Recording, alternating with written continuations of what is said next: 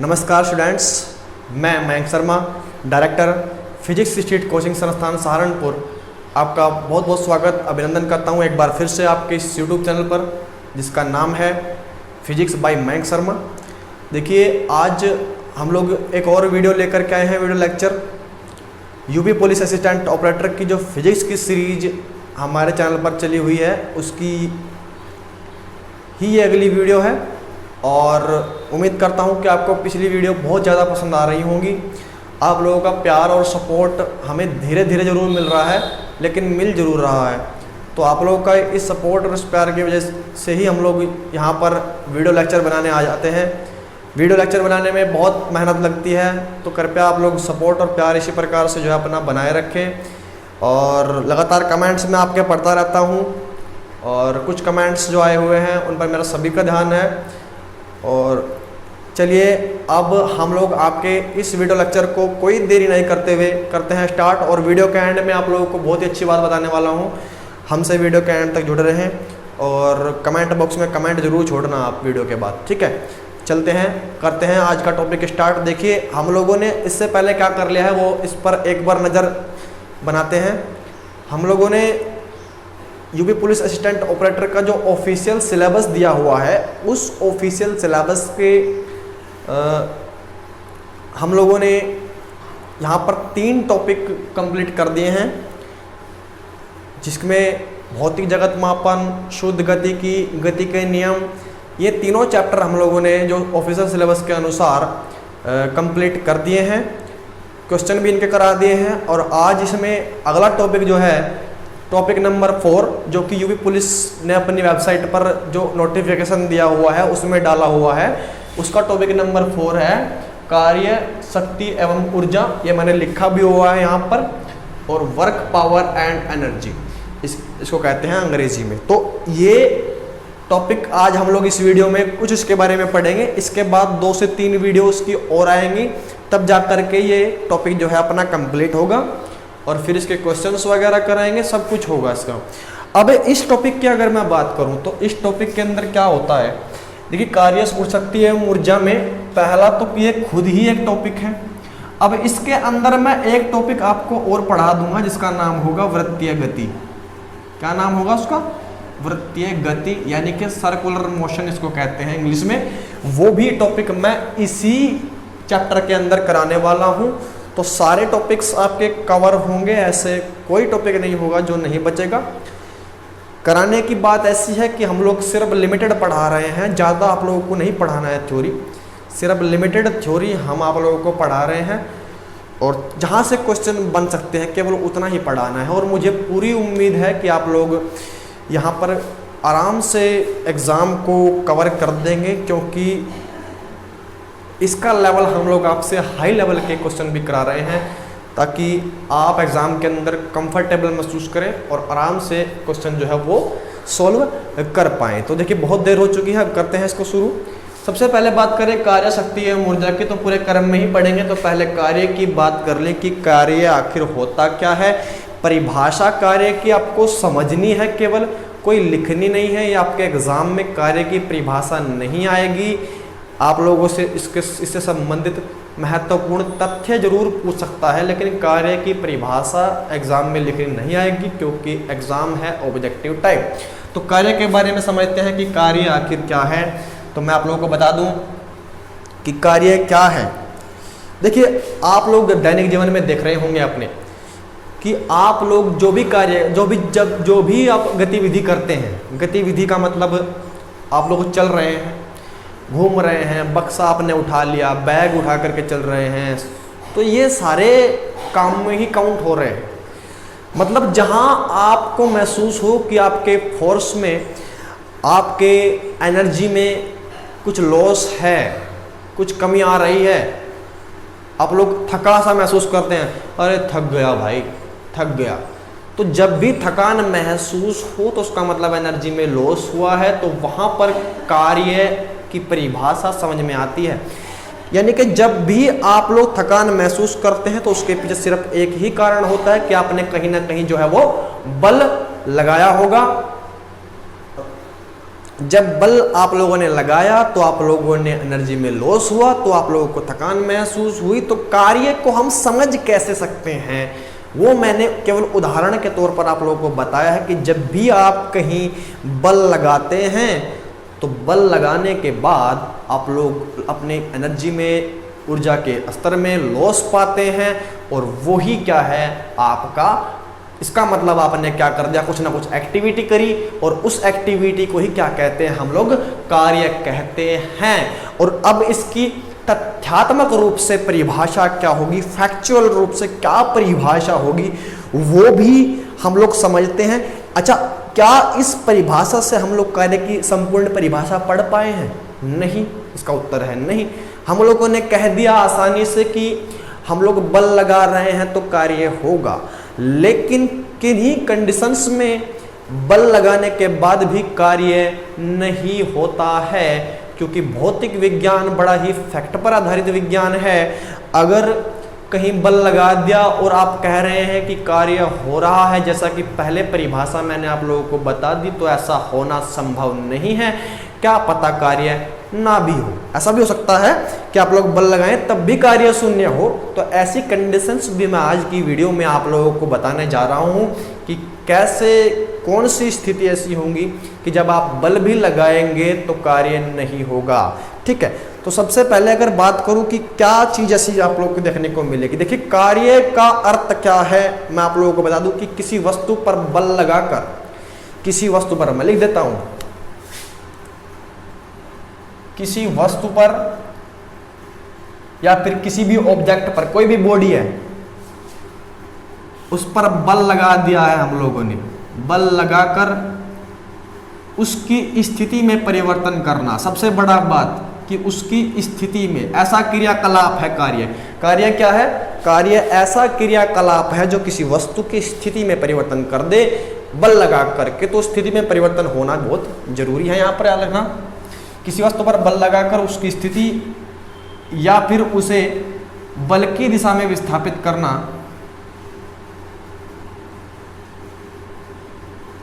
बल की दिशा में जो है वो विस्थापित करना, विस्थापित कर दे, तो यह प्रक्रिया कार्य कहलाती है।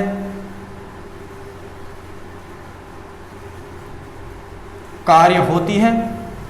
अब बात करूं कि कार्य, इसका मतलब दो बातों पे डिपेंड करता है, बल लगना चाहिए और बल की दिशा में विस्थापित भी वस्तु होनी चाहिए, यानी कि विस्थापन जरूर होना चाहिए कार्य के अंदर। ठीक है, ये बात तो आप लोगों ने समझ ली होगी। लेकिन जब विस्थापन, देखिए अगर मैं आप लोगों को एक मोटा मोटा एग्जाम्पल दूं, वीडियो को आप लोग बहुत ही ध्यान से सुनना, आज बड़ा फैक्चुअल काम होने वाला है।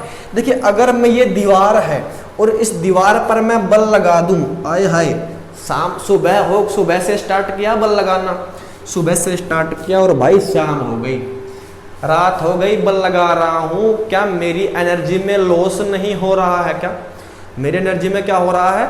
लॉस हो रहा है, कम हो रहा है, मैं थका हुआ भी महसूस करूंगा। तो क्या यहाँ पर कुछ कार्य हुआ? तो मेरा जवाब रहेगा नहीं। मैंने सुबह से शाम लगा दी, पूरा बल लगा रहा हूँ उस दीवार के ऊपर, लेकिन थक भी मैं पूरा आ गया, मेरी एनर्जी भी खत्म हो गई सारी, लेकिन फिर भी कार्य नहीं हुआ। क्यों? क्योंकि दीवार की स्थिति में कोई परिवर्तन नहीं आया। दीवार जस की तस बनी हुई है, वहीं पर है दीवार, तो कहीं नहीं गई। ठीक है, तो वही तो बता रहा हूं कि दीवार कहीं नहीं गई, दीवार तो यहीं रही है। तो अब क्या करें? कार्य हुआ? नहीं हुआ। अब आप लोग ही एक एग्जाम्पल के तौर पर समझ लें कि यदि आपने किसी मजदूर से कार्य बताया कि ये सामान तुझे उठा करके इस स्थान से दूसरे स्थान पर पहुंचाना है, और उसने, सामान ज़्यादा भारी है, मजदूर थोड़ा कमज़ोर है मेरे जैसा, तो सामान उस पर उठा नहीं, सुबह से लेकर के कई घंटे उसने लगा दिए, समय की बाउंडेशन भी थी, तो फिर क्या उसे आप दिहाड़ी देंगे? काम आपका कंप्लीट नहीं हुआ है, फिर आप उसको पैसे देंगे? नहीं। तो कार्य होना तब माना जाता यदि वो उस सामान को विस्थापित करके कहीं और धकेल देता। ठीक है, यानी कि विस्थापन का होना बहुत जरूरी है बल तो जरूरी है लगाना, बल लगाकर ही तो विस्थापन होगा, लेकिन साथ ही साथ विस्थापन भी जरूरी है। जहां विस्थापन नहीं होगा वहां पर कार्य भी क्या होगा, नहीं होगा, शून्य कार्य होगा। क्या इस दीवार में विस्थापन कर दिया मैंने, नहीं किया तो कार्य भी नहीं हुआ, याद रखना है। तो यानी कि सीधा सी बात है, अब कार्य का जो फॉर्मूला है, कार्य का जो गणितीय रूप है उसकी परिभाषा हम लोग समझ लें। कार्य का गणितीय रूप, ठीक है मेरे स्टूडेंट्स, विद्यार्थियों कहूँगा, क्योंकि आप लोग बड़े हो चुके हैं, अब विद्यार्थी ही कहा जाएगा, बच्चे तो कहना नहीं चाहिए, सारे बड़े बड़े हैं। कार्य का गणितीय रूप मेरे जैसे ही हैं, मेरे ही लेवल के, मेरी ही क्लास में पढ़ते होंगे कुछ तो। कार्य का गणितीय रूप आप लोगों ने लिख लिया। अब मैं इसको बता रहा हूं कि गणितीय रूप कैसे करेंगे, ठीक है। देखिए क्या होता है कार्य का गणितीय रूप, आप लोगों से अगर मैं बताऊं।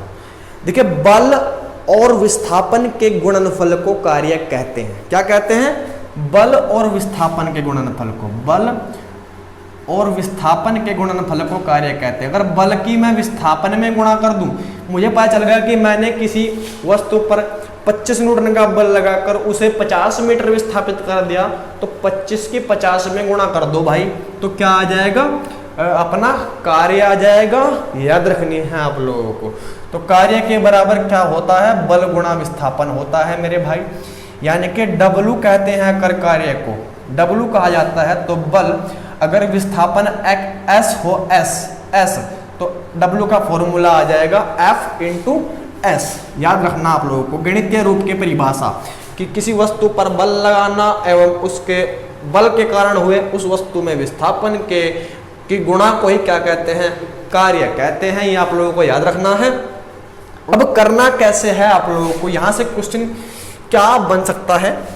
क्या कार्य इन दोनों बातों पर ही डिपेंड करता है क्या, कि बल होना चाहिए और विस्थापन होना चाहिए तो कार्य हो जाएगा? नहीं नहीं नहीं, जी हाँ, अगर बल भी है विस्थापन भी है तो आप लोग कह दोगे कि भाई कार्य तो जरूर होगा। टीचर ने बताया है, वो पढ़ाया है वीडियो में कि भाई बल भी है और विस्थापन भी है तो कार्य होगा। मैं आप लोगों को ऐसी कंडीशंस भी आज पढ़ाने वाला हूं कि जब बल भी हो विस्थापन भी हो तब भी कार्य शून्य।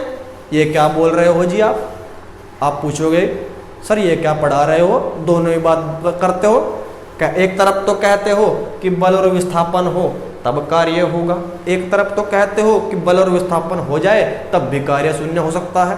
तो हाँ, ये पॉसिबिलिटी है, क्योंकि बल और विस्थापन के बीच कितना कोण बन रहा है इस पर भी कार्य डिपेंड करता है। याद रखना आप लोगों को बात। कैसे? यदि एक बक्सा ये पड़ा हुआ है और इस बक्से को आप ऐसे धकेल रहे हैं, इधर से धक्का दे रहे हैं, तो विस्थापन भी कहाँ हो रहा है? बिल्कुल इस बल की, ये F है तो विस्थापन भी कहाँ होगा? इस बल की बिल्कुल सीध में होगा। मैंने आप लोगों को सदिश विश्लेषण नामक टॉपिक पढ़ा दिया है, उस टॉपिक पर आप लोग समझ लेना। वो मैंने शुद्ध गतिकी नामक चैप्टर में पढ़ाया था आप लोगों को सदिश विश्लेषण। ये F और S, तो बल भी उसी दिशा में है, विस्थापन भी उसी दिशा में है, तो कितना कोण बन रहा है इनके बीच में? देखिए बल भी उसी दिशा में, देखिए बल की दिशा भी यही है और वही विस्थापन की, तो दोनों की एक ही दिशा है। तो जब एक ही दिशा होती है तो कितना कोण बनता है मेरे भाइयों? 0 डिग्री बनता है। कितना बनता है? 0 डिग्री बनता है। तो कैसे डिपेंड करेगा कि W बराबर F S कोस थीटा एक फॉर्मूला होता है। W बराबर F बल गुणा विस्थापन, दोनों के बीच जो कोण होता है उसकी कोस, ठीक है। तो अब अगर बल भी उसी दिशा में है जिसमें विस्थापन, तो 0 डिग्री यहां पर रख दो तो cos 0 का मान होता है 1। तो फॉर्मूला ये बनता है W बराबर Fs, और तभी हम लोग कहते हैं कि कार्य होता है बल गुणा विस्थापन। कब होता है ये? जबकि बल की और विस्थापन की दिशा दोनों की क्या हो? एक ही डायरेक्शन में हो, एक ही डायरेक्शन में। अच्छा जी, ये बात आ गई आप लोगों के दिमाग में। अब आपने पूछा कि कोण पर डिपेंड करता है, इसका मतलब याद रखना कि बल, कार्य जो है बल पर डिपेंड करता है। बल होना चाहिए, विस्थापन होना चाहिए, और दोनों के बीच में कितना कोण है बल और विस्थापन के ये पता होना चाहिए। अगर अगर अगर अगर बल भी है विस्थापन भी है और दोनों के बीच में कोण कितना हो जाए, 90 डिग्री हो जाए। कितना हो जाए, 90 डिग्री। ठीक है, तो तब भी कार्य क्या होगा मेरे भाइयों, 0 होगा। बल भी लगा दिया, विस्थापन भी कर दिया, बल भी लगा दिया, विस्थापन भी कर दिया, और तब भी कार्य 0। कैसे? क्योंकि बल और विस्थापन के बीच में कोण क्या बना होगा, वहां पर 90 डिग्री बना होगा। अब मैं आप लोगों को बताऊं कि यदि मुझे आपने कोई काम दे दिया कि ये बोझा उठा और वहां पर डालना है तुझको, सिर पर उठा और मुजफ्फरनगर तक लेके जाना है, तो मैंने सिर पर बोझा उठा लिया और मैं चल दिया मुजफ्फरनगर तक। तो अगर मैं बात करूं भौतिक विज्ञान की, तो मेरे द्वारा किया गया कार्य क्या होगा, 0 होगा। क्यों? कैसे? क्योंकि मैंने जो सिर पर, मैं हूं मान लिया ये, और ये सिर पर मैंने बोझा उठाया हुआ है, तो जो बल होगा वो होगा इस बोझ का भार, गुरुत्वाकर्षण, जो गुरुत्व बल है पृथ्वी का, कितना, mg, और वो हमेशा नीचे की तरफ काम करेगा, mg। और मैं मुजफ्फरनगर की तरफ इस दिशा में बढ़ रहा हूं, ऐसे विस्थापन हो रहा है इधर, बल लग रहा है इधर, तो कितना कोण बना, कितना कोण बना, 90 डिग्री।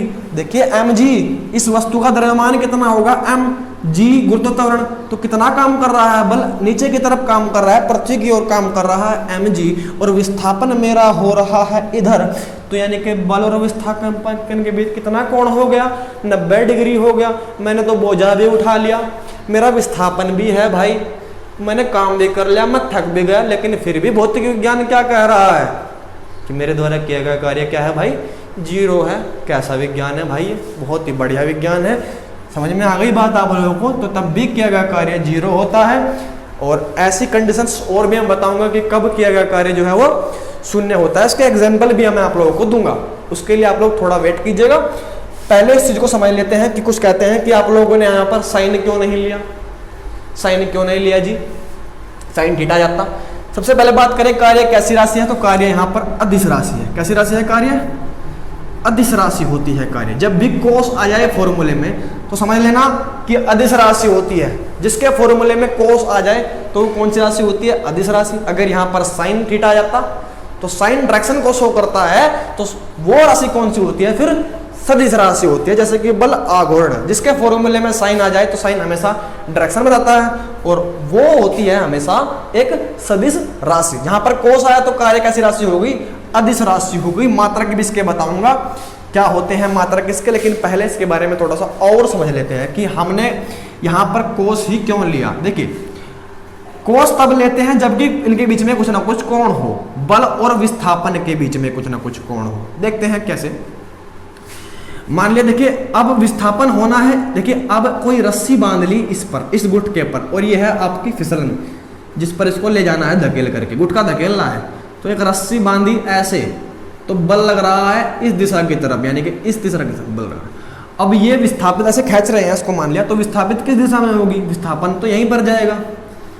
समझ रहे हैं ना भाई, विस्थापित मान लिया यहाँ से यहाँ तक ही तो होगी इस डायरेक्शन में, ये विस्थापन की दिशा है। क्योंकि विस्थापन भी एक सदिश राशि है, तो S इस तरीके से होएगी या नहीं होएगी, ये आप लोगों को समझ लेना है यहाँ पर। ठीक है, ठीक है, ठीक, सही में आ रही है आप लोगों की बात, बिल्कुल। अब इस विस्थापन से जो कोण यहाँ पर बनेगा, मान लिया थीटा कोण बन रहा है, तो ये भी समांतर है, ये भी विस्थापन ही है, तो इससे भी कितना कोण बनेगा, थीटा कोण पर ही होगा। याद रखना, विस्थापन और बल के बीच में कितना कोण है यहाँ पर, क्योंकि जो समांतर रेखाएं हैं, ये आपने नियम पढ़ा होगा, थीटा कोण अगर यहाँ है तो ये भी थीटा ही होता है। समझ में आ रही है बात? तो अगर बल इस रेखा से थीटा कोण बना रहा है तो विस्थापन से कितना बना रहा है, थीटा कोण ही बना रहा है। समझ में आ गई बात आप लोगों के? तो अब देखिए क्यों मैंने कोस थीटा लिया।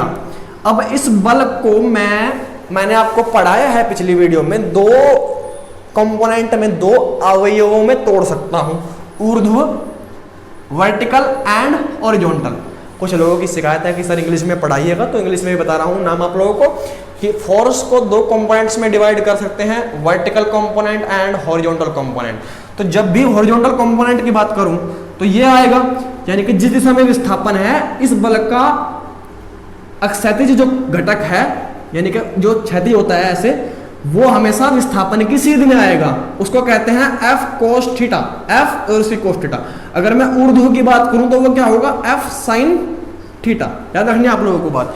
तो हम लोगों को वो बल लेना है जो कि विस्थापन करा रहा है। तो यहाँ पर कौन विस्थापन करा रहा है? एफ साइन थीटा करा रहा है, एफ करा रहा है या एफ कोस थीटा? तो अगर मैं एक्चुअल में देखूं तो एफ कोस थीटा करा रहा है। कौन करा रहा है? एफ कोस थीटा करा रहा है। देखिए एफ कोस थीटा चाह रहा है कि वस्तु इस डायरेक्शन में जाए और वस्तु जाएगी भी उसी ही डायरेक्शन में। तो एफ कोस थीटा की गुणा अगर मैं एस में कर दूं तो तभी तो कार्य प्राप्त होगा। तो डब्ल्यू का मान क्या होता है? बल गुणा विस्थापन। तो कौन सा बल है हमारे पास यहाँ पर? ये बल है, ये विस्थापन है। क्यों लिया मैंने ये बल? क्योंकि ये बल उसी दिशा में विस्थापित कर रहा है ना वस्तु को। ये बल चाह रहा है ना वस्तु इस दिशा में जाए और वस्तु जा भी उसी डायरेक्शन में रही है। तो इसीलिए बल गुणा विस्थापन। बल का नाम क्या है यहाँ पर? कोस थीटा है। विस्थापन का नाम क्या है मेरे भाई? एस। तो देखिए आ नहीं गया, इसको यहाँ पर लिख लो एफ एस कोस थीटा। इसलिए लिया मेरे भाई कोस, इसलिए लिया मैंने कोस थीटा, तो एफ एस कोस थीटा। अच्छा क्या होता है? ये अदिश गुणनफल के बराबर भी होता है डॉट प्रोडक्ट के। तो एफ डॉट ऐसे भी लिख सकता हूं उसको मैं। बल भी सदिश राशि है, विस्थापन भी सदिश राशि है। तो बल और विस्थापन के अदिश गुणनफल को, बल और विस्थापन के डॉट प्रोडक्ट को क्या कहते हैं? कार्य कहते हैं। ये भी एक परिभाषा आप लोग अपनी नोटबुक में नोट कर लेना। ये भी एक परिभाषा आप लोग अपनी नोटबुक में नोट कर लेना। चलिए आप लोग अपनी नोटबुक में इस चीज को नोट कीजिएगा। बढ़ते हैं फिर इसी कार्य के ऊपर कुछ और फैक्ट है उनको बताता हूँ। देखिए इसमें मैं नेक्स्ट आप लोगों को बता रहा हूँ कि कुछ फैक्ट हैं कार्य संबंधित कि विभिन्न स्थितियों में कार्य कितना होता है। तो आप लोग उसको भी नोट करें कि विभिन्न स्थितियों में किया गया कार्य। ठीक है, आप लोगों के सामने टॉपिक में डाल देता हूँ कि विभिन्न स्थितियों में किया गया कार्य। विभिन्न स्थितियों में किया गया कार्य।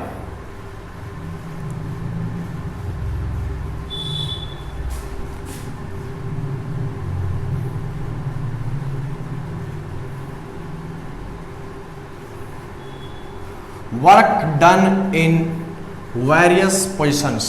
ठीक है, तो विभिन्न कंडीशंस में, विशेष स्थितियों में जो है किया गया कार्य क्या होता है? वेरियस कंडीशन में, वेरियस कंडीशंस। ठीक है, work done in various conditions कि कितनी कंडीशन होंगी और कार्य कितने होंगे उसके बारे में मैं आप लोगों को बता रहा हूं। तो इसमें आप लोग कंडीशंस को नोट कीजिएगा कि कार्य, इसमें 3-4 कंडीशन है। कार्य कब पॉजिटिव होता है, धनात्मक कब होता है कार्य, कार्य कब नेगेटिव होता है, कार्य ऋणात्मक कब होता है। तीसरा पॉइंट, कार्य कब शून्य होता है। ये इसके अंदर पॉइंट है।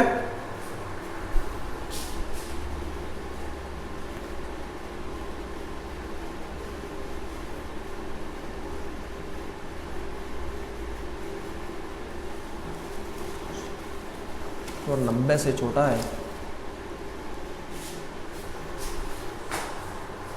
इसके अंदर पॉइंट है, तो आप लोगों को ये पॉइंट याद रखने हैं। सबसे पहला पॉइंट मैं आप लोगों को बता रहा हूं, मैंने आप लोगों को समझा दिए हैं कि पहला पॉइंट क्या है कि कार्य कब धनात्मक होता है। इसका आंसर पहले नंबर पॉइंट में है, जब थीटा। देखिए कार्य 3 बातों पर डिपेंड करता है। बल लगना चाहिए, विस्थापन होना चाहिए और पता होना चाहिए कि बल और विस्थापन के बीच में कितना कोण है। तो 3 बातें हैं।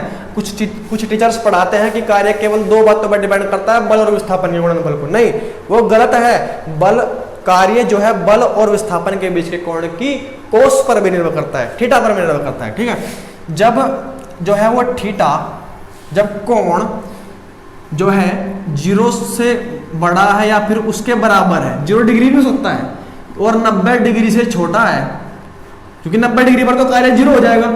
जब ग्रेटर देन इक्वल टू 0 और 90 से छोटा, यानी कि जब 0 से बड़ा हो या फिर 0 के बराबर हो और 90 से या हो अपना छोटा हो, क्योंकि 90 के बराबर तो नहीं हो सकता। जब 90 के बराबर होगा तो कितना आएगा काम? 0 आएगा। कोस 90 का मान 0 जाता है ना वहाँ पे, तो इस तरीके से होगा भाई 0। ठीक है, समझ में आ गई आप लोगों की बात। ये जब थीटा से 0 जो है 0 से बड़ा हो या फिर उसके बराबर हो थीटा का मान, तो 90 से क्या हो? छोटा हो। तो कार्य क्या होता है? तो इस स्थिति में किया गया कार्य क्या होता है? हमेशा धनात्मक होता है, पॉजिटिव होता है। कैसा होता है? धनात्मक, यानी कि पॉजिटिव होता है। ठीक है, समझ में आ गई बात आप लोगों की? कैसे कैसे होता है जी? जी देखिए 90 के बराबर नहीं हो सकता। जब 90 के बराबर अगर मैं यहाँ पर बराबर चिन्ह लगा देता तो वो गलत होता मेरे भाई, क्योंकि 90 के बराबर जुमला होता तो जीरो होगा ना, cos 90 का मान जीरो हो जाएगा। ठीक है, तो कैसे W बराबर अगर मैं एफ एस cos 0 डिग्री ही ले लिया मैंने, मान लिया मान, तो क्या मान प्राप्त होगा मेरे भाई? एफ एस प्राप्त होगा। और जब 90 से छोटा है तो फर्स्ट क्वाड्रेंट में मिलेगा, पहले चतुर्थांश में मिलेगा। तो पहले चतुर्थांश में कोस हमेशा धनात्मक होता है, तो क्या कार्य भी क्या आएगा? धनात्मक। कोई सा भी कोण ले लो, 45, 30, 60 डिग्री, 75 डिग्री, तो क्या आएगा उसका मान कार्य का? हमेशा क्या आएगा? तब पॉजिटिव आएगा, धनात्मक आएगा। अब इसका एग्जाम्पल लेते हैं। एग्जाम्पल क्या लेंगे? उदाहरण के तौर पर क्या लेंगे? कैसा उदाहरण लेंगे? मैं आप लोगों को बता दूं, ऐसा उदाहरण लेंगे जहां पर कोण कितना बन रहा हो? 0 के बराबर बन रहा हो, बल और विस्थापन के बीच, और 90 से क्या बन रहा हो? छोटा बन रहा हो। तो कैसा लेंगे उदाहरण? ऐसा कौन सा उदाहरण है? तो ऐसे बहुत उदाहरण है दैनिक जीवन में। आप धक्का धकेल रहे हैं किसी को तो कोण 90 से 0 के बीच में ही बन रहा है मान ले, तो वहां धनात्मक हो जाएगा। एक होता है एग्जाम्पल, मुक्त रूप से गिरते पिंड पर, मुक्त रूप से गिरते पिंड पर गुरुत्वाकर्षण बल द्वारा किया गया कार्य। किसके द्वारा? गुरुत्वाकर्षण बल द्वारा किया गया कार्य, बल द्वारा किया गया कार्य क्या होता है? धनात्मक होता है। कैसे? अब कोई वस्तु है गोल गोल ऐसे ऊपर से नीचे की तरफ गिर रही है, तो गुरुत्वाकर्षण बल कैसे लग रहा है इस वस्तु पर? हमेशा नीचे की तरफ लग रहा है, mg ऐसे। और विस्थापन देख लो, ऊपर से नीचे की तरफ गिर रही ना, तो विस्थापन भी उसी दिशा में हो रहा है, नीचे की तरफ। तो जब दोनों की दिशा एक होती है तो कितना कोण बनाने के बीच में? 0 डिग्री बना। उससे गिरते पिंड द्वारा किया गया कार्य भी क्या होता है? पॉजिटिव होता है, क्योंकि दोनों के बीच में कोण कितना बन रहा है भाई? 0 डिग्री बन रहा है ना, 0 डिग्री बन रहा है मेरे भाई। ठीक है, तो mg है ना ये ऐसे, और विस्थापन भी नीचे की तरफ, तो कितना? 0। अगले की तरफ पढ़ते हैं। सेकंड नंबर कंडीशन क्या है? ये पॉजिटिव वाली कंडीशन होगी। कब ऋणात्मक होता है? इसका आंसर सेकंड नंबर मिलेगा, जब थीटा का मान, जब थीटा का मान मेरे भाई 90 से बड़ा हो। 90 के बराबर नहीं होना चाहिए, इक्वल टू का निशान नहीं लगाया, क्योंकि जब 90 के बराबर होगा तो 0 होगा, तो क्या होगा कार्य? 0। 90 से बड़ा हो और 270 से जो है वो छोटा हो, तो इस स्थिति में उस बल द्वारा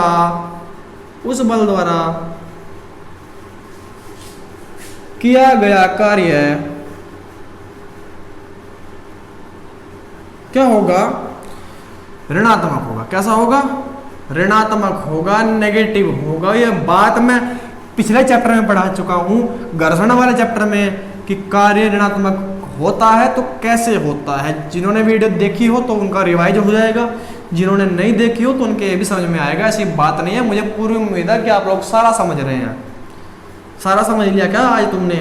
आज तो सारा समझ लिया भाई। कैसे होगा ऋणात्मक? देख लो, 90 से बड़ा 270 से छोटा, कोई भी कोण ले लो, कोई भी कोण, कितना काम आएगा? ऋणात्मक आएगा। कैसे? क्योंकि 90 से बड़ा 270 से छोटा।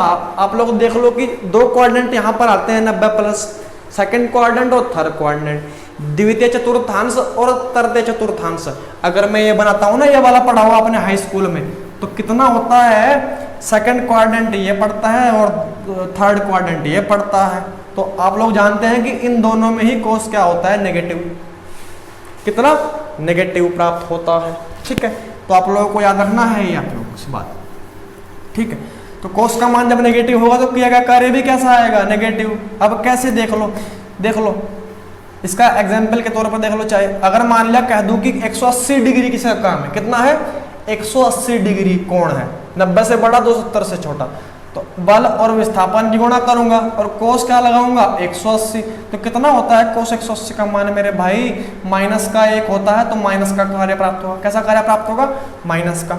अब माइनस कार्य जो प्राप्त हो रहा है, चाहे 90 से बड़ा और 270 से छोटा कोई भी कोण ले लो, तो वहां पर कोस का मान क्या आएगा?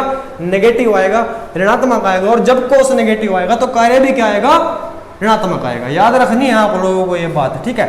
अब उदाहरण कौन कौन से हैं भाई इसके उदाहरण, एग्जाम्पल। सबसे पहला उदाहरण तो घर्षण बल द्वारा किया गया कार्य। किसके द्वारा? घर्षण बल द्वारा किया गया कार्य। घर्षण बल द्वारा किया गया कार्य क्या होता है? हमेशा ऋणात्मक होता है। क्यों होता है जी ऐसा? क्यों होता है? यहाँ पे देख लो, यहाँ पे देख लो, मान लिया ये कोई वस्तु है, इस सतह पर फिसल रही है इस दिशा में, तो विस्थापन कहाँ होगा? यहाँ से लेकर के यहाँ तक होगा, इस दिशा में विस्थापन होगा। और घर्षण बल हमेशा विस्थापन के विपरीत काम करता है, यानी कि ऐसे काम कर रहा होगा इस सतह पर, ऐसे एफ एस, और यह है इस दिशा में। तो घर्षण बल ने कितना काम किया? माइनस काम किया। कैसे? क्योंकि विस्थापन और बल के बीच में कोण देते हैं, कितना कोण बन रहा है? 180 बन रहा है, तो W का मान क्या आएगा? माइनस में आएगा। यानी कि घर्षण बल द्वारा किया गया कार्य हमेशा क्या होता है? नेगेटिव होता है, इसलिए होता है जी। अब और एग्जाम्पल देख लो, और एग्जाम्पल देख लो। एग्जाम्पल नंबर सेकंड क्या है? एग्जाम्पल नंबर सेकंड देख लो भाई, क्या है? श्यान बल द्वारा किया गया कार्य। किसके द्वारा? श्यान बल द्वारा। विस्कस फोर्स कहते हैं इंग्लिश में, श्यान बल द्वारा किया गया कार्य। जी भाई, श्यान बल भी होता है क्या कुछ? हाँ होता है। अब इसको एग्जाम्पल के तौर पर समझते हैं। यहाँ पर आप लोग देख लेना कैसे समझेंगे इसको। एग्जाम्पल के तौर पर समझते हैं क्या होता है इसमें। मान लिया ये एक टब भरा हुआ है इस तरीके से किसी द्रव का, लिक्विड का, ठीक है, जिसका भी घनत्व होता है। तो अब देखते हैं ऊपर की तरफ, मान लिया कोई इसमें गोली गिर रही है, गोली ऐसे, तो गोली नीचे तैरती हुई इसकी तली पर बैठ जाएगी, नहीं बैठ जाएगी? बैठ जाएगी। तो गोली नीचे जा रही है इस तरीके से, तो नीचे जो गिर रही है गोली, ये किसके कारण गिर रही है? गुरुत्वाकर्षण बल के कारण गिर रही है, mg के कारण, तो उसको mg कह दूंगा। लेकिन जब गोली द्रव के अंदर गिर रही है तो कम वेग से गिर रही है। किसके कारण? क्योंकि इस पर हमेशा इस बल के विपरीत एक और बल काम करता है, उसको कहते हैं द्रव की श्यानता कारण होता है श्यान बल, जिसका मान होता है F बराबर 6 पाई ईटा आर और उसका वेग। तो ये जो 6 पाई ईटा आर वी है, ये हमेशा इस बल के विपरीत लग रहा है। तो अगर मैं बात करूं गुरुत्वाकर्षण बल के द्वारा किया गया कार्य, तो वो तो पॉजिटिव होता है, क्योंकि बल भी उसी दिशा में, विस्थापन भी उसी दिशा में। अगर मैं बात करूं कि इस बल ने कितना काम किया, श्यान बल ने कितना काम किया, तो देख लो, श्यान बल ऊपर की तरफ लग रहा है, विस्थापन नीचे की तरफ हो रहा है, तो कोण कितना बन रहा है? 180 डिग्री का। तो श्यान बल ने कितना काम कर दिया? माइनस काम कर दिया, नेगेटिव काम कर दिया, क्योंकि कोस 180 का मान तो माइनस होता है जी। ठीक है, ये समझ में आ गया आप लोगों के। थर्ड पॉइंट देखते हैं, थर्ड पॉइंट क्या कह रहा है? कार्य कब 0 होता है? इसका आंसर तो जब थीटा का मान 90 डिग्री, ये आप लोगों ने पढ़ लिया, या फिर थीटा का मान कितना हो जाए? 270, क्योंकि कोस 90 और 270 यानी कि 270 डिग्री और 90 डिग्री में कोस का मान क्या होता है? 0 होता है। तो W भी कितना आएगा? 0। जब थीटा बराबर 90 डिग्री और या फिर 270 डिग्री, तो किया गया कार्य क्या होता है? 0 होता है। ये आप लोग अपने नोटबुक में नोट करना। अब कहाँ कहाँ 0 होता है, कौन कौन से उदाहरण हैं? एक उदाहरण मैं शुरू में दे चुका हूं, एक उदाहरण मैं शुरू में दे चुका हूं। क्या? यदि कोई व्यक्ति अपने सिर पर बोझ रख के टहल रहा है ऐसे, और टहल रहा है वो, तो बोझ की जो डायरेक्शन है, बोझ का जो भार है, जो बल है गुरुत्वाकर्षण, वो नीचे की तरफ लग रहा है, और टहल वो इस दिशा में रहा है। ये सिर पर रखा है ना बोझ उसके, और टहल वो इस दिशा में रहा है, यानी कि विस्थापन यहाँ हो रहा है इसका, और बल लग रहा है इसके ऊपर नीचे की तरफ। तो 90 डिग्री कोण बना। कितना कोण बना? 90 डिग्री। तो किया गया कार्य क्या हो गया मेरे भाई? 0 हो गया। तो एक उदाहरण मैं वो भी लिख सकता हूँ उसका उदाहरण के नंबर पर, कि यदि कोई व्यक्ति सिर पर बोझ रख के टहले, बोझ रखकर जो है वो टहले, तो किया गया कार्य उसके द्वारा कितना होता है? 0।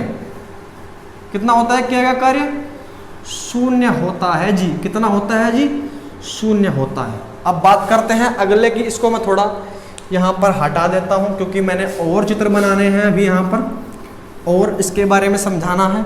तो पहला एग्जाम्पल ये रहा कि यदि कोई व्यक्ति सिर पर बोझ रख कर टहले, तो भौतिक विज्ञान में उसके द्वारा किया गया कार्य क्या होता है? 0 होता है। और कब 0 होता है? और कब 0 होता है? देखिए मैं आप लोगों को बता दूं कि एक उदाहरण है कि ये मान लिया कि एक परमाणु का डायग्राम बनाता हूँ। परमाणु में नाभिक होते हैं और होते हैं इलेक्ट्रॉन। नाभिक स्थिर होता है और इलेक्ट्रॉन कक्षाओं में नाभिक के चारों ओर चक्कर लगाते हैं। कैसे? ये नाभिक है मान लिया और इसके चारों तरफ ये कक्षाएं बनी हुई हैं और कक्षाओं में ये इलेक्ट्रॉन दिखाई दे रहे हैं, ऐसे ये चक्कर लगा रहे हैं, ऐसे घूम रहे हैं मान लिया क्लॉकवाइज डायरेक्शन में। तो क्या? तो इलेक्ट्रॉनों के द्वारा किया गया कार्य भी क्या होता है? जीरो होता है जी। क्यों होता है जी जीरो? क्योंकि इलेक्ट्रॉन यदि घूम रहा है, मान लिया ये इलेक्ट्रॉन घूम रहा है तो वेग इसका इस दिशा में है, तो विस्थापन भी उसी दिशा में होगा जहां वेग है। और घूम क्यों रहा है? क्योंकि इस पर एक बल काम कर रहा है, उसे कहते हैं केंद्र की तरफ काम करता है, वो नाभिक की ओर अभिकेंद्र बल F। तो अभिकेंद्र बल F और विस्थापन के बीच में 90 डिग्री कोण हो गया। यहां पर अगर कोई इलेक्ट्रॉन है, ये वाला विस्थापन ये रहा, अभिकेंद्र बल की विस्थापन ये रहा और अभिकेंद्र बल ये रहा। विस्थापन इसकी स्पर्श रेखा है और अभिकेंद्र बल त्रिज्या की सीध में काम करता है, तो कितना कोण बना है? 90 डिग्री। यानी कि हर जगह है इलेक्ट्रॉन और इलेक्ट्रॉन के विस्थापन और उस पर लगने वाले बल के बीच में 90 डिग्री का कोण बन रहा है। तो इलेक्ट्रॉन द्वारा चक्कर लगाने में कितना कार्य करना पड़ रहा है? शून्य शून्य और शून्य कार्य करना पड़ रहा है। तो इसको भी एग्जांपल के तौर पर ले सकते हैं। और क्या एग्जांपल हो सकते हैं? ऐसे कोल्हू का बैल, कोल्हू में बैल चारों तरफ ऐसे घूम रहा है, तो कोल्हू के बैल द्वारा किया गया कार्य क्या होगा? 90 डिग्री, क्योंकि वहां पर भी अभिकेंद्र बल लगता है। जहां जहां अभिकेंद्र बल और विस्थापन होगा वहां पर कार्य कितना होगा? शून्य। और एग्जाम्पल क्या हो सकते हैं? मौत का कुआं, मौत के कुएं में मोटरसाइकिल ने जो काम किया, कितना किया? जीरो काम किया, क्योंकि अभिकेंद्र बल वहां भी अप्लाई है। और पृथ्वी या फिर जो ग्रह हैं वे सूर्य के चारों ओर जो वृत्ताकार कक्षा में चक्कर लगा रहे हैं मान लिया दीर्घवृत्ताकार में, तो उनके द्वारा किया गया कार्य भी भौतिक विज्ञान में क्या होता है? शून्य होता है। तो ऐसे आप अनेकों एग्जाम्पल्स अपने दैनिक जीवन के अंदर देख सकते हैं कि कहाँ कहाँ किया गया कार्य शून्य होता है। तो मैं उसको भी लिख दूं। Number A example number B कि नाभिक के चारों ओर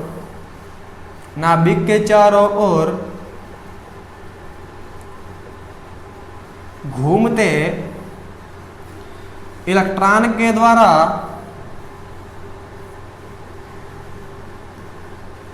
किया गया कार्य क्या होता है? शून्य होता है। क्या होता है? शून्य होता है। तो मैंने सारी कंडीशंस आप लोगों के सामने डिस्कस कर ली। ज़्यादातर सभी में किए गए कार्य के बारे में बताया गया है कि कब किया गया कार्य पॉजिटिव होता है, कब किया गया कार्य नेगेटिव होता है और कब किया गया कार्य जो है वो शून्य होता है। चलते हैं, इसको आप लोग अपनी नोटबुक में नोट करना और रिवीजन भी करना इसका। और अब बढ़ते हैं, इसमें नेक्स्ट टॉपिक पढ़ेंगे कि कार्य के क्या मात्रक हैं, क्या उसकी विमाएं हैं, सारे मात्रक उसके पढ़ेंगे। इसको कीजिएगा नोट। अब बात करते हैं कार्य की विमाएं और मात्रक क्या क्या है उसके बारे में। तो मैं टॉपिक डाल देता हूं, कार्य की विमीय सूत्र एवं मात्रक क्या क्या कार्य के हो सकते हैं। अदिश राशि है ये मैंने पहले ही बता दिया आप लोगों को। कैसे करेंगे इसको? देखिए कार्य का फॉर्मूला देख लो सबसे पहले। इसके अगर मैं विमाएं निकालना हूं तो कैसे निकालूंगा? कार्य का फॉर्मूला बेसिक होता है F इंटू एस। अगर 0 डिग्री कोण है तो Fs, कोण का कोई यहां पर मात्रक नहीं लगा रहे हैं, W बराबर F इंटू एस। तो मुझे विमीय सूत्र चाहिए, तो विमीय सूत्र तो मुझे याद है, आप लोग भी याद कर दो कि इसका विमीय सूत्र होता है ml²t-2। अब कोई भूल गया कि इसका विमीय सूत्र तो मैं भूल गया जी पेपर में कार्य का, तो आराम से फॉर्मूला तो याद है ना, तो निकाल लेंगे। W बल का विमीय सूत्र पता होना चाहिए, बल का है mlt-2 और विस्थापन का क्या होगा? S का आधे S ही रख देंगे। गलत गलत गलत, S नहीं रखेंगे, ये विस्थापन है। विस्थापन का मतलब लंबाई होती है अपने आप में, तो इसकी विमा क्या होगी? L। तो क्या बन जाएगी विमा? यही तो बन जाएगी m, L की पावर 2 और t की -2 याद रखनी है, ये विमा होती है। कभी कभी एग्जाम में ये क्वेश्चन भी पूछ लेता है कि कार्य की विमा क्या होती है, कार्य कैसी राशि है, कार्य निम्नलिखित में से कब ऋणात्मक होता है। तो सारे क्वेश्चन मैंने कवर करा दिए। हाँ, लगभग ये क्वेश्चन जरूर पूछा जाता है कि निम्नलिखित में से बताओ कि कार्य कब कौन से बल द्वारा किया गया कार्य ऋणात्मक होता है। तो घर्षण बल एग्जाम्पल दे देगा, उसमें एक घर्षण बल दे देगा, गुरुत्व बल दे देगा और 2-4 बल बता देगा आप लोगों को। तो आप लोगों को कार्य घर्षण बल के द्वारा किया गया कार्य ऑप्शन पर टिक करना है। तो ऐसे ऑप्शन होंगे आपके सामने, क्वेश्चन बनता है भाई यहाँ से। और क्या, अब इसके मात्रकों की बात करें तो मात्रक इसका होता है, जो होता है बेसिक मात्रक, वो क्या होता है यहाँ से निकल के आता है। इसका मात्रक क्या होता है, किलोग्राम। इसका मात्रक होता है मीटर स्क्वायर। क्या होता है, लंबाई का मीटर और उस पर है ऊपर स्क्वायर, तो मीटर स्क्वायर। समय का मात्रक सेकंड, तो सेकंड की -2। एक तो ये मात्रक याद रखना है आप लोगों को, किलोग्राम मीटर स्क्वायर, इसको बटे में ले गए ना सेकंड को, प्रति सेकंड स्क्वायर। तो याद रखना किलोग्राम मीटर स्क्वायर प्रति सेकंड स्क्वायर। किसका मात्रक आ गया, कार्य का मात्रक आ गया। एक फॉर्मूला और बनता है कि W बराबर अगर Fs है और मैं F का मान रख दूं MA, तो MAS, ठीक है, MAS बल, त्वरण और ये भी बनता है। याद रखना है आप लोगों को, कहीं द्रव्यमान दिया हो, त्वरण दिया हो और विस्थापन दिया हो तो वहां से भी हम कार्य निकाल सकते हैं MAS से, ठीक है। कार्य बराबर ऊर्जा क्या होता है वो बाद में बताऊंगा आप लोगों को मैं। एक तो मात्रक ये आ गया। एक मात्रक होता है SI पद्धति में, इसका मात्रक SI यूनिट में क्या होता है, वो होता है 1 जूल। क्या होता है, 1 जूल। जूल तो वैज्ञानिक के नाम पे है, नहीं तो मात्रक क्या है, किलोग्राम मीटर स्क्वायर प्रति सेकंड स्क्वायर, ठीक है। याद रखना आप लोगों को ये मात्रक है। ये होता है इसका MKS पद्धति में या फिर SI में। अब मात्रक CGS पद्धति में क्या होता है, CGS पद्धति में, CGS यानी कि सेंटीमीटर ग्राम सेकंड पद्धति, ठीक है। तो क्या मात्रक होता है, 1 अर्ग होता है। क्या होता है, 1 अर्ग, 1 जूल MKS में, 1 अर्ग CGS में। और क्या हो सकता है, जैसे कि MKS पद्धति में 1 जूल है और ये भी किसका मात्रक है, ये भी MKS का ही है, किलोग्राम लिख रखा है, मीटर मीटर, सेकंड सेकंड। तो अब ऐसे ही अर्ग में जो होता है, जो CGS में मात्रक है, ऐसा क्या मात्रक बनेगा, किलोग्राम को लिखते हैं ग्राम, मीटर को लिखते हैं सेंटीमीटर, इसका स्क्वायर लगा दो, प्रति सेकंड तो सेकंड ही रहता है। तो ये दोनों मात्रक जो आ गए ये CGS पद्धति में आ गए, 1 अर्ग या फिर 1 ग्राम सेंटीमीटर स्क्वायर प्रति सेकंड स्क्वायर। याद रखने हैं आप लोगों को जूल और अर्ग। अब मैं एक बात और बता दूं आप लोगों को, क्या बता दूं मैं एक बात और डिस्कस कर लूं कि चाहे मात्रक कुछ भी हो, चाहे जूल हो, अर्ग हो, हैं तो कार्य के ही। तो जब मात्रक कार्य के हैं तो मैं इन्हें आपस में बदल भी सकता हूँ। जैसे मीटर को सेंटीमीटर में, सेंटीमीटर को मिलीमीटर में बदलते हैं ना लंबाई के मात्रक को आपस में, ऐसे ही जूल और अर्ग को मैं बदल सकता हूँ। तो क्या लूंगा मैं कि 1 जूल बराबर हमेशा होता है 10⁻7 अर्ग के होता है। किसके होता है, 10⁻7 अर्ग के होता है। तो ये फैक्ट आप लोग याद रखना। अगर बात करूं 1 अर्ग की, यानी कि ये मैंने MKS पद्धति से CGS पद्धति में बदल दिया, तो अगर 1 अर्ग बराबर कितना होगा, 1/10⁻7 जूल के होगा। तो ये भी आप लोगों को याद रखना है। तो मात्रक और होते हैं, ये कोई नहीं पढ़ाता, मैं पढ़ा रहा हूं आप लोगों को। इसके गुरुत्व मात्रक, कार्य के गुरुत्व मात्रक, अगर गुरुत्व बल है तो कैसा मात्रक कार्य का होगा वो मैं बता रहा हूं। तो वो मात्रक होगा, देखिए W बराबर F/S होता है। अब जब गुरुत्वाकर्षण बल काम कर रहा है तो विस्थापन हाइट के तौर पर लेंगे, तो W बराबर F/H। तो W बराबर F का मान में, क्योंकि गुरुत्वाकर्षण बल है तो mg ले सकता हूं, तो एक मान आएगा mgh, ठीक है। तो ये आप लोगों को याद रखना है कि गुरुत्व मात्रक भी बनेंगे, इसके होंगे किलोग्राम भार कहते हैं इसको। तो किलोग्राम भार इंटू मीटर, ये मात्रक इसका आ जाएगा, जो है गुरुत्व मात्रक याद रखना है, किलोग्राम मीटर।